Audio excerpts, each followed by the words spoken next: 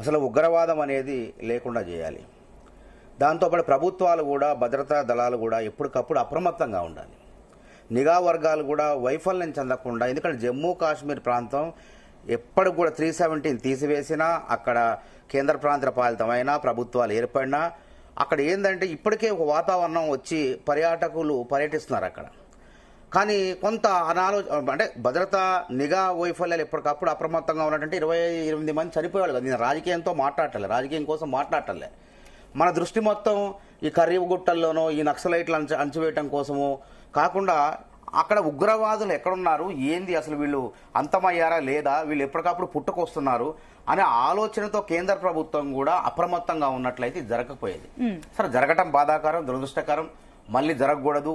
దేశం మొత్తం కూడా ఉగ్రవాదుల్ని అణచివేయటంలో, వాళ్ళని అంతమొందించడంలో మేము అందరం కూడా సిద్ధంగా ఉన్నాం. కాబట్టి ఇందులో రాజకీయాలు కూడా చేయాల్సిన అవసరం లేదు. కాబట్టి ఇక్కడ జరిగిన పరిణామం చూస్తుంటే అసలు 2000 అంతకుముందు పార్లమెంట్ ఎన్నికల ముందు పుల్వామా ఘటన, ఆడొచ్చేసి సైనికులపై వాళ్ళు ఎన్నికల కోసం వెళ్లే వాళ్ళ మీద 40 మంది సెంట్రల్ రిజర్వ్ పోలీసు బలగాలు చనిపోవడం జరిగింది. అంతకుముందు యూరీ ఘటనలో, జమ్మూ కాశ్మీర్ దగ్గర ఉన్నటువంటి ఊరీ ఘటనలో సైనిక స్థావరంపై 4 ఉగ్రవాదులు దాడి చేస్తే 19 మంది చనిపోవడం జరిగింది. తర్వాత మన సైనికులు దాన్ని తిప్పికొట్టే విధంగా అక్కడ ఆ పిఓకే ప్రాంతం కూడా లైన్ దాటి కూడా వెళ్లి దాడి చేసినట్టు చెప్పారు. కానీ సరే, అది కొంత సరైనటువంటి సమాచారం లేదు. అక్కడ ఎంతమంది చనిపోయారు, ఏంది అనేటువంటి వ్యవస్థ లేదు. సరే, ఏది ఏమైనప్పటికీ ఇది ఉగ్రవాదుల్ని అణచివేయటంలో దేశం మొత్తం ఏకం కావాలి. అసలు ఉగ్రవాదం అనేవాడు ఉండవద్దు ఈ దేశంలో. ఉగ్రవాదం అనేది చాలా అణుబాంబు కన్నా ప్రమాదకరం. కాబట్టి దీన్ని ప్రభుత్వాలు సమర్థవంతంగా తిప్పికొట్టాలని చెప్పి నేను కేంద్ర ప్రభుత్వానికి కూడా కాంగ్రెస్ పార్టీ తరఫున చెబుతున్నాం. మా రాహుల్ గాంధీ గారు కూడా మాట్లాడటం జరిగింది, అదేవిధంగా మల్లికార్జున ఖర్గే గారు మాట్లాడటం జరిగింది, ముఖ్యమంత్రి రేవంత్ రెడ్డి గారు కూడా దీన్ని తీవ్రంగా ఖండించారు. దేశంలో ఎవరు కూడా దీన్ని సమర్థించరు. కాబట్టి ఇలా ఓవైసీ గారు కూడా దాని గురించి మాట్లాడటం జరిగింది. కాబట్టి దీనివల్ల చాలా తప్పుడు సంకేతాలు, అభివృద్ధికి ఆటంకంగా మారిపోతుంది.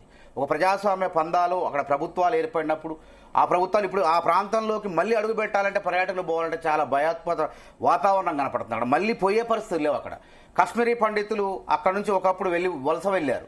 ఇప్పుడు చాలా మంది మళ్ళీ అక్కడికి వెళ్తున్నారు, మా మాతృభూమికి వెళ్దాలని. ఇప్పుడు మళ్ళీ వాళ్ళంతా కూడా అక్కడ బతికే పరిస్థితి లేదు. అక్కడ ఉగ్రవాదులు కూడా ఏ విధంగా పైశాచికంగా దాడి చేస్తున్నారు, పేర్లు అడిగి మరి. నువ్వు హిందువా, నువ్వు ముస్లిమా, ఆ ముస్లిం అయితే వదిలిపెట్టాలా, హిందువు అయితే చంపేయాలా, వేరే రకంగా పేర్లుంటే ఆ విధంగా చేయడం అనేది ఉన్మాద చర్య. అసలు ఉగ్రవాదం అనేది ఉన్మాద చర్య. కాబట్టి దాన్ని కూకటి వేళ్లతో పీకివేయాలి. ఇలా నక్సలైట్లు మరి ఏరివేస్తున్నాం అంటారు ఇక్కడ.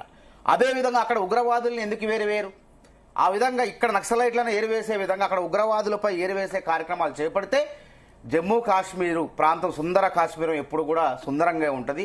ఈ అల్లకాలంలో ఉండదు, రక్తపాతం ఉండదు అనేది మా కాంగ్రెస్ పార్టీ యొక్క అభిప్రాయం. ఓకే అండి. ఎస్, నెక్స్ట్ డాక్టర్ రావినతల శశిధర్ గారు, గుడ్ మార్నింగ్ అండి.